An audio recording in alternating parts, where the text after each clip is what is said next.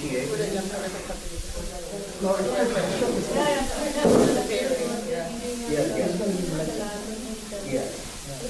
Well, I'm talking about something different. The family something meaning. Oh, what's his name? You know what's it? No, it's not here. Yeah, what's his name? Oh, thank you. Black guy? I try to be, Your call has been forwarded to an automatic. What's that one? Yeah, it's called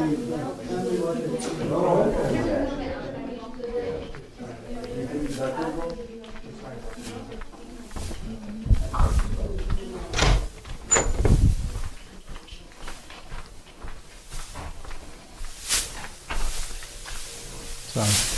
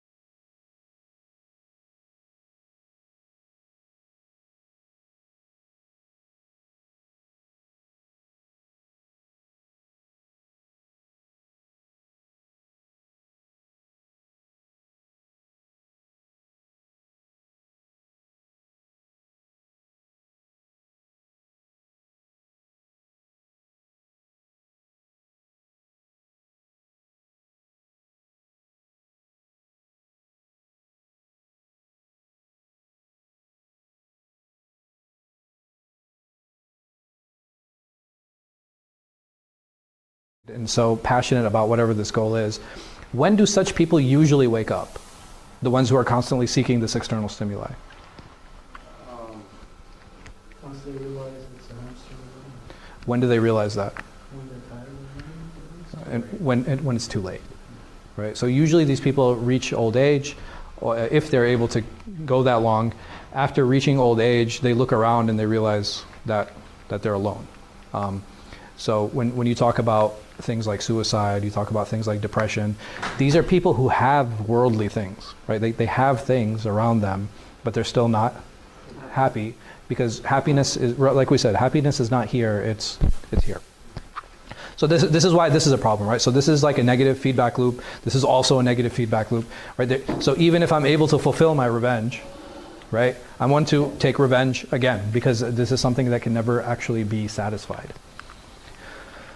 And the other problem is that I feel that whatever befalls my enemy is what? He actually deserves it, right? This person that hurt me, or this person that prevented me, whatever is happening to him that's negative, he is deserving of that. And this becomes a justification, that this person, he's actually disliked by Allah.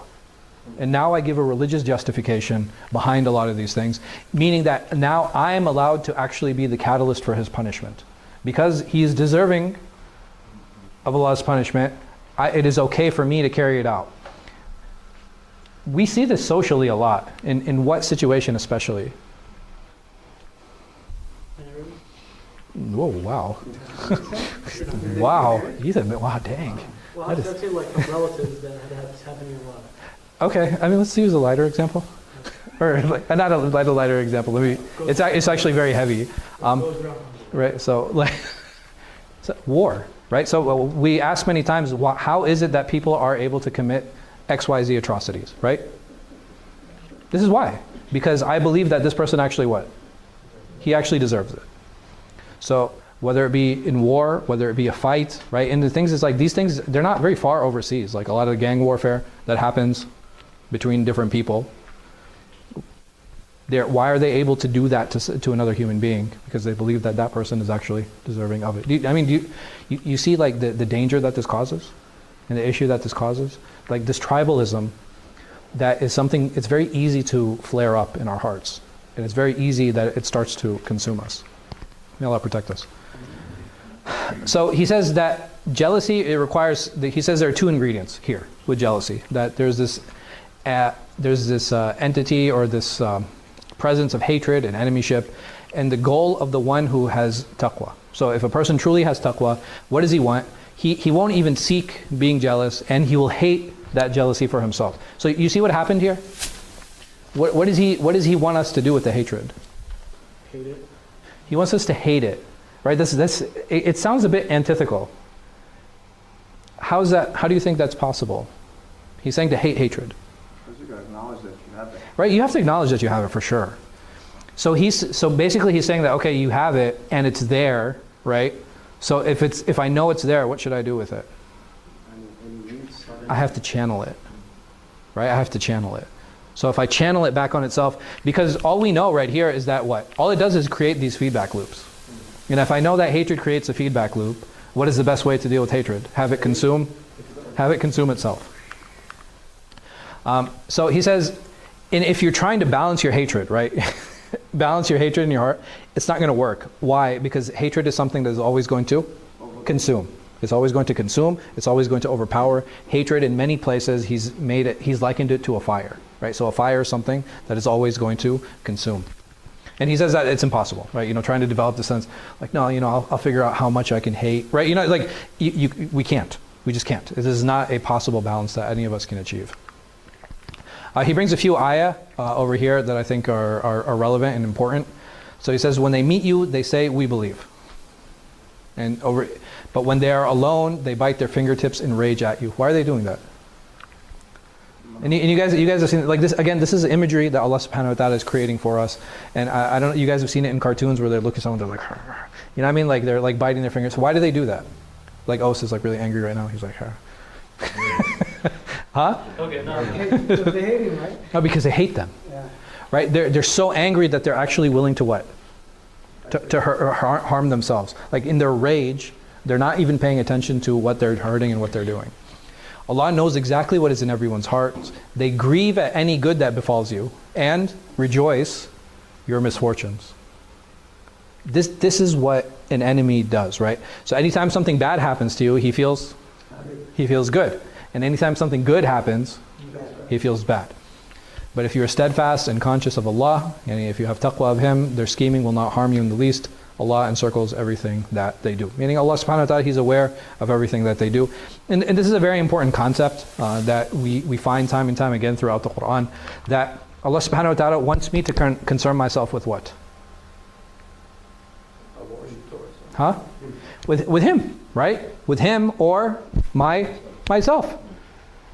If I concern myself with myself, this will help me do good deeds. This will help me correct myself. It'll help me correct my character. And when I'm spending all my time trying to build and work on myself, who am I not focusing on? I'm not focusing on others. I'm not worried about how he's praying. I'm not worried about his character. I'm not worried about what he's doing. And these are the ways that people actually build relationships, because you know how we talk about not being judgmental? One of the ways to not be judgmental is to be overly judgmental of ourselves and always trying to correct ourselves and make ourselves better.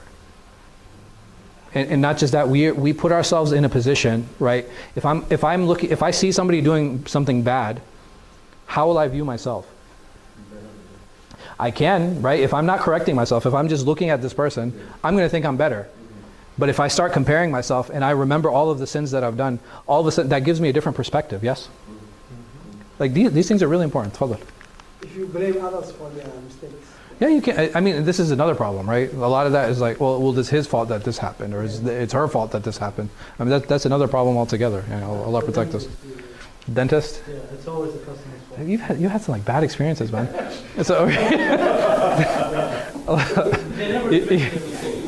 subhanahu wa ta'ala, He says, وَدُّوا مَا عَدِدْتُمْ قَدْ بَدَتِ الْبَغْضَاءَ مِنْ أَفْوَاهِهِمْ.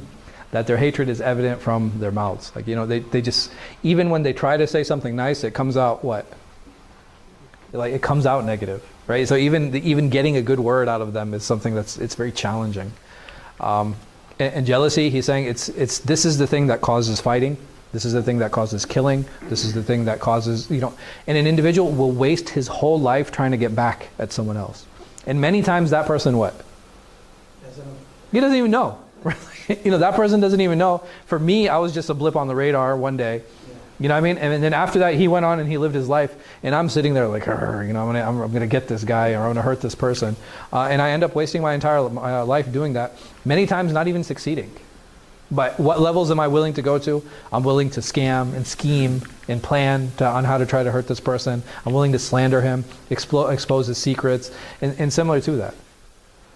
And we find this a lot, especially with people who are famous, right? So what happens is a person who hates a particular famous person, they'll try to spy on them, they'll try to slander against them, you know what I mean? Just to some way, shape, or form to bring them down.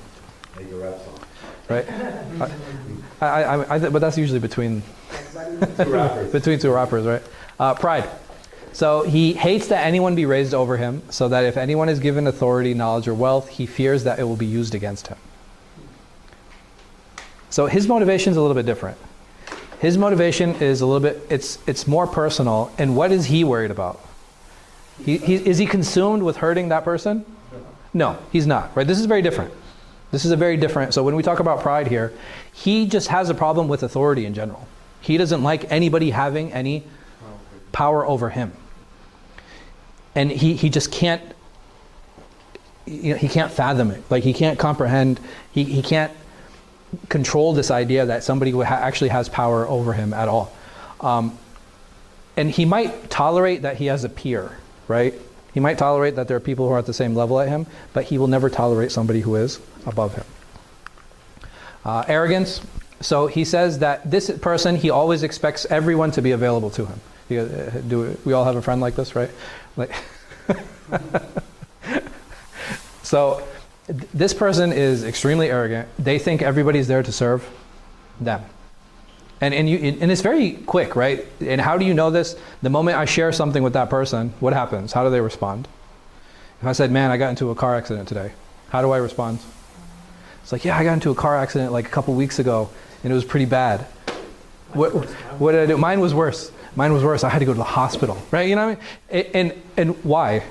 Why did this person respond in this way? Because he's arrogant. Like he does not like that there are people who have, like, he believes everybody's at his service and everybody's there to serve them.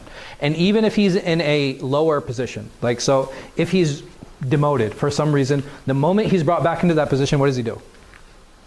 Brags about it. Not just brags about it, he starts doing the same stuff again.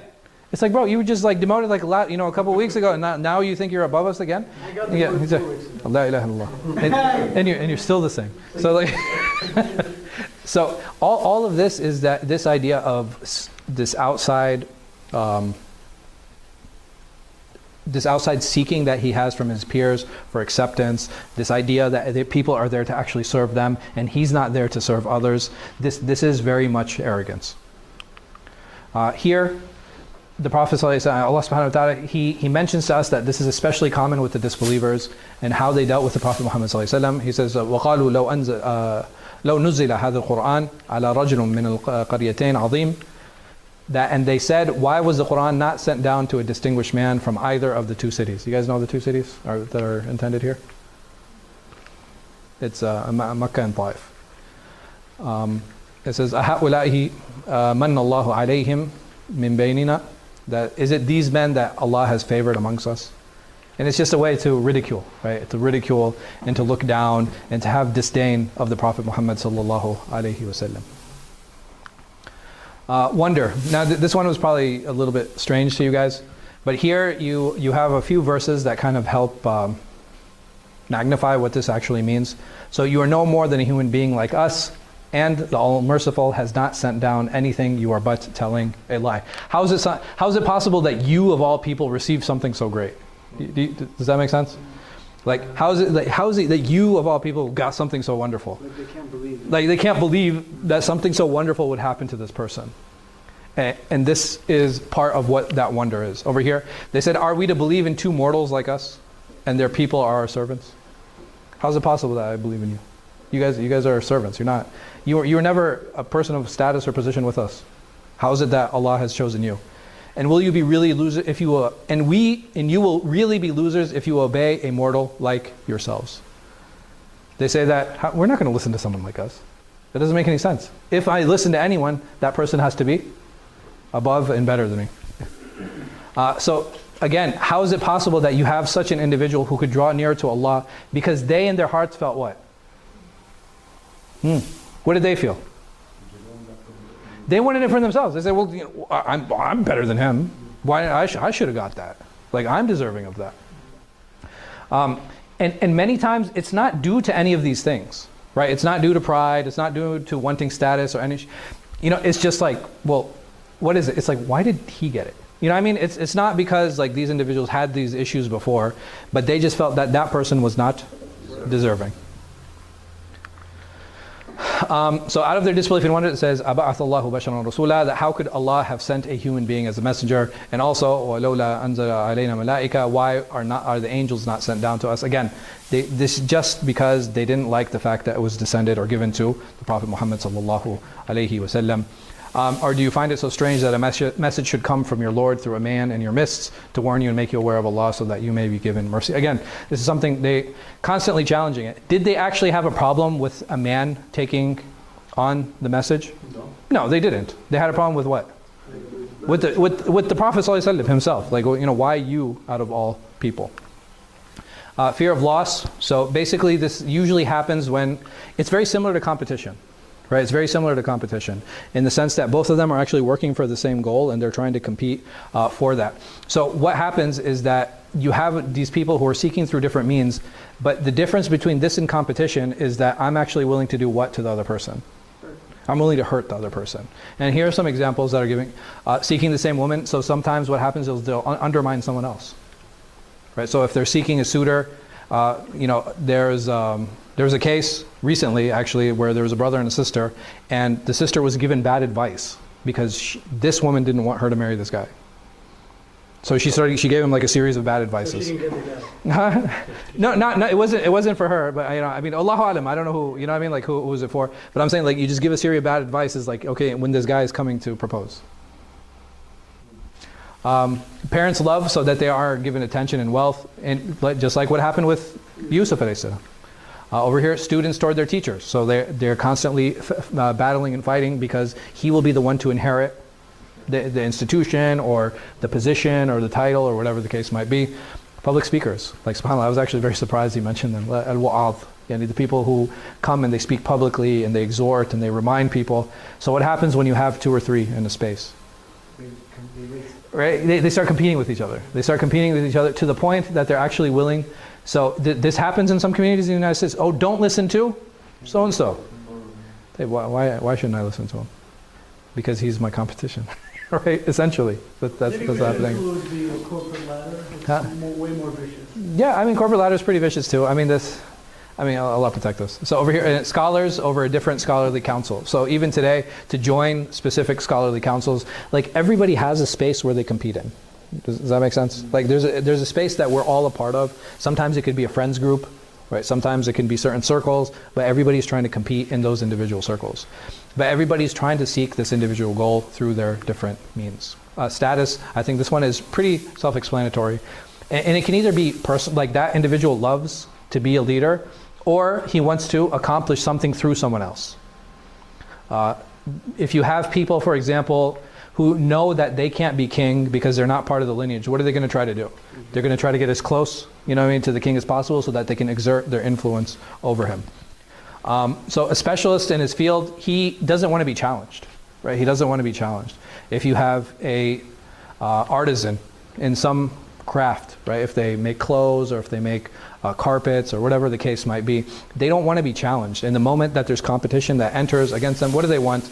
They actually hope that that person gets hurt or dies in some way so that they lose their craft and they maintain their status. We as humans, we like adoration, right? We like to be admired. We like to be celebrated. And that's not bad, right? It's not a bad thing. The problem comes is like if I'm seeking that admiration or adoration or celebration at the expense of someone else, right? That's where it becomes a problem. And I want to link it back to something that O said actually mentioned. Like when it comes to marriage, one of the problems that happens is you don't have a lot of adoration, right? Yeah, for each other. And this is one of the reasons that a marriage actually breaks down. But every once in a while, like, just reminding your wife or a wife telling her husband, like, for example, if you have a traditional marriage, if the wife comes in, like just randomly tells her husband, I really appreciate you taking care of all the bills. Or if a husband tells his wife, like, I really appreciate you taking care of the home. Like these are very important things that should happen in a regular and a normal relationship. This idea, like, so when we talk about status, sometimes we think of like political leadership. It's not always political leadership. It can be in any single field. Like you want to be alone, you want to have no peer in that field because you want to be the one who is top in that. So again, he's not driven by any of the previous things that we had spoken about, right? That's not his drive. His drive is just to be alone, right? That's exactly what it is that he sought. An example of this, it was the scholars of the Jews. They would reject recognition of the Messenger of Allah sallallahu alaihi wasallam. Why? He was not among the Jews. Huh? He was not among the Jews. Not just, oh, he wasn't from the Jews, that's fine. But what was the bigger problem for them? The fact that he wasn't from the Jews, what problem did that cause for them? Because he's not going to be a leader there. Their positions are going to be taken away. So what did they fear? They actually felt this removal of status. They felt and they feared this removal of status, yes? You mentioned status, can it also be described as power? Yeah. Status, power, authority, these are all different ways to express it. Evil and miserliness, like this is the worst one, which we had said. But basically there are people who don't, like they don't care about being leaders. They don't care about being alone. They don't care about anything else. They just want to see you fail. What do we call these people in modern society? Haters. Huh? That's not, haters, right? Haters is a very common one. Trolls is a very common term. Toxic, right? We've heard this term a lot. Like toxic people, they just want to see us fail. Right? They're never happy, and they can't ever be pleased. And this is the type of toxic personality that Imam Ghazāli is actually mentioning that he's talking about here. That these people essentially aren't happy and they don't want to see anybody else happy either. He mentions that the stinginess and miserliness, which is bakhil and shahi, that this individual, he keeps money for himself and he's stingy with others' money also. So not only is he stingy with his, but even with other people's money, he's stingy with that. And what are they stingy with? They're stingy with Allah's blessings, almost like if somebody else has given Allah's blessings, they've been taken from theirs, or they have some type of ownership over Allah's blessings. You know, Allah's blessings are infinite. He gives them, I'm sorry? The devil. Like the devil's blessings? Huh? He tells people you will not get anything. But Allah is. Yes, I mean Allah subhanahu wa ta'ala, He's the one that gives everything. And it's very important to understand that. Like, I don't have ownership over Allah's kingdom at all.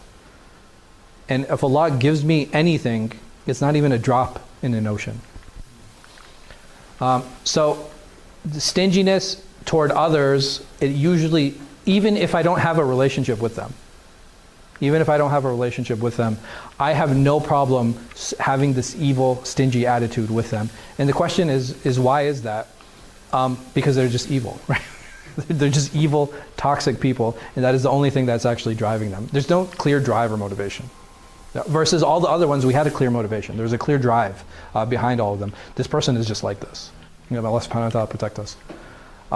So he mentions that these are the reasons for jealousy, and he says that it's possible that an individual not just have one reason to be jealous. He can actually have a combination of all of the previous ones, and some people, they can have all of these present in them. So these are things that is very important to keep in mind. He says that sometimes that this feeling, it becomes unable to suppress or hide. We have to make sure that it doesn't even get to that point. Right? That's what we have to do with our jealousy and how we have to control it. And like we said, he even says here, and I thought this was interesting, he said it's rare that a person has just one form of jealousy. He said it's actually common to have multiple types or multiple forms of jealousy. May Allah subhanahu wa ta'ala protect us from being jealous. It's a bad place to be. It's a bad place to be. We should always try to work hard to be happy for others. One of the reasons the Prophet ﷺ tells us to attend a walima or the aqiqah, or somebody invites us to their house, and to attend janazas, is because we should be happy when Muslims are happy, and we're upset when Muslims are upset. And that is part of being empathetic. Right? That's part of the Muslim ethos. That's part of the Muslim personality. These things are really important, inshallah. And that's it. This is the end of the chapter. This is chapter 15. The next chapter is about why does jealousy happen between peers? Why does jealousy happen between brothers and cousins and family members? We'll talk more about this next week, inshallah. There are 3 chapters left, so there's 15, 16, and 17. And then after that, we'll be done with this section, this book. And the next one will be Dhamm ad-Dunya, which is a disparagement of worldly desires or worldly needs. So, alhamdulillah, we're moving at a pretty decent pace. We're more than halfway through. Yeah. Any? No. So the book that we did now, or that we'll be completing, inshallah, this is not in English, and all the way until the end of the quarter, this is not in English. The next quarter, I think the first few sections are in English, but not all of them. Okay. Wallahu a'lam wa sallallahu khayra khalqi nabiyina Muhammad wa ala alihi wa sallam. Any questions? No? I'll see you guys next week. Same time, inshallah. It'll be connected to the salawat until November. So the first class will be after Maghrib, and the second class, inshallah, will be after Salat al-Isha. Jazakumullah khair. Subhanakallah wa bihamdik.